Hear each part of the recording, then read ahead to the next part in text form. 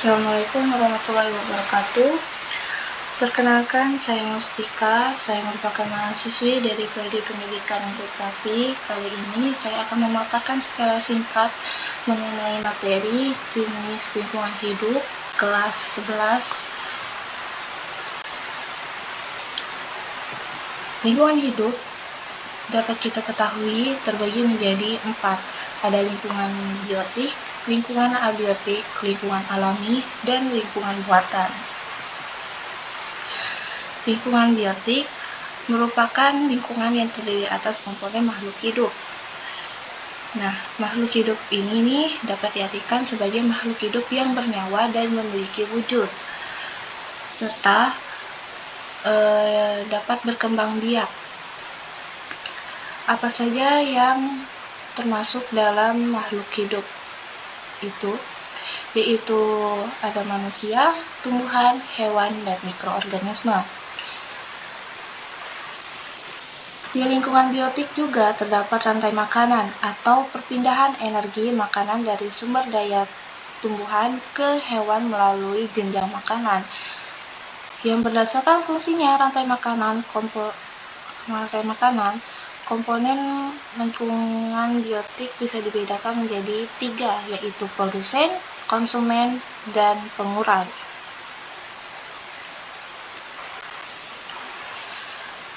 Selanjutnya, lingkungan abiotik merupakan seluruh benda mati yang tidak bernyawa namun memiliki manfaat pengaruh yang sangat besar bagi kehidupan makhluk hidup.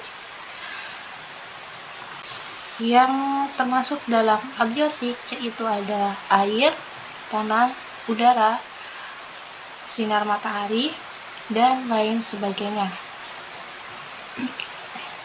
Untuk contoh yang ada pada kehidupan nyata, itu ikan membutuhkan air untuk bisa hidup, atau gambaran secara umum itu pada kolam ikan, di mana ikan dapat dikategorikan sebagai biotik, sedangkan air dikategorikan sebagai abiotik.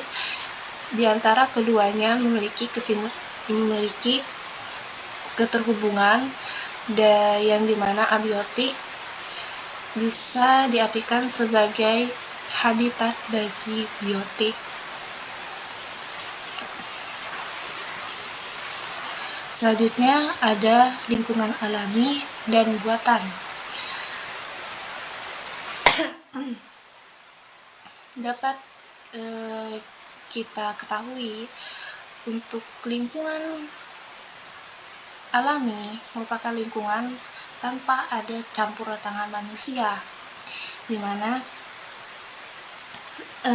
lingkungan alami ini tumbuh dengan sendirinya tanpa ada campur tangan manusia, dan mereka tumbuh tanpa perlu ada aturan ataupun yang membuat mereka tuh harus di tempat itu. Contohnya seperti danau, laut, rawa, gunung, dan bukit. Sedangkan lingkungan buatan itu kebalikannya. Lingkungan buatan ini memang sengaja atau dirubah oleh manusia, yang dimana letak perubahan lingkungan ini disesuaikan oleh manusia dan difungsikan untuk mereka. Sebagai contoh, dibangunnya kebun binatang yang difungsikan sebagai konservasi hewan dan tumbuhan, agar tumbuhan maupun hewan yang awalnya populasinya sedikit, dengan dikonservasikannya di kebun binatang itu difungsikan agar populasinya bertambah dan tidak berkurang.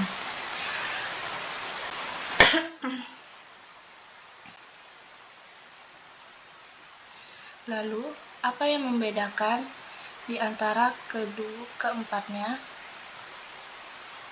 Nah, lingkungan biotik merupakan lingkungan yang merujuk pada makhluk hidup yang memiliki ciri makhluk tersebut dapat bernafas, bergerak, berkembang biak, beradaptasi, tumbuh dan berkembang, dan tersusun dari sel-sel. Lalu, untuk abiotik memiliki ciri yang kebalikannya dari biotik, yaitu tidak bernafas, tidak bergerak, tidak berkembang biak, tidak tumbuh ataupun berkembang, dan tidak melakukan ekskresi, atau hanya makhluk hidup yang memiliki ciri dapat mengeluarkan zat sisa sehingga komponen abiotik tidak bisa melakukan ekskresi.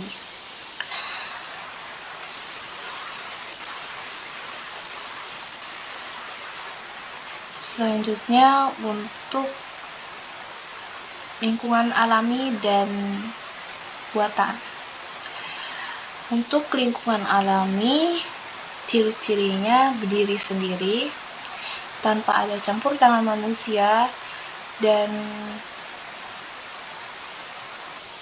mereka berkembang sesuai dengan habitatnya.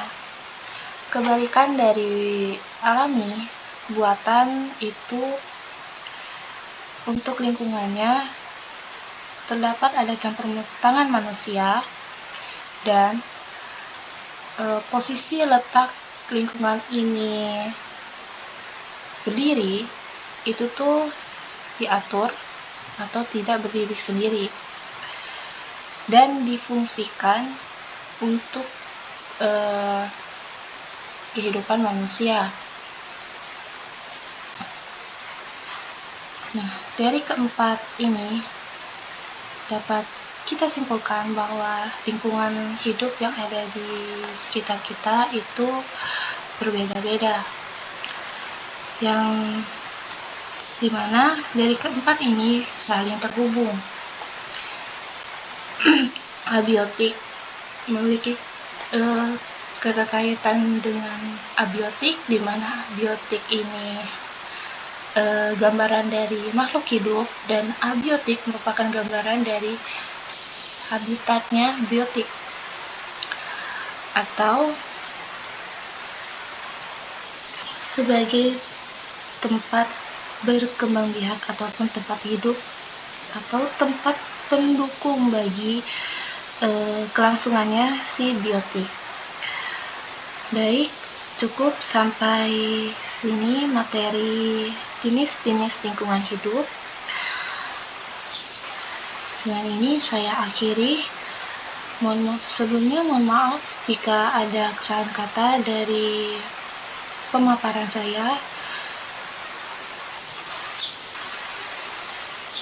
Assalamualaikum warahmatullahi wabarakatuh.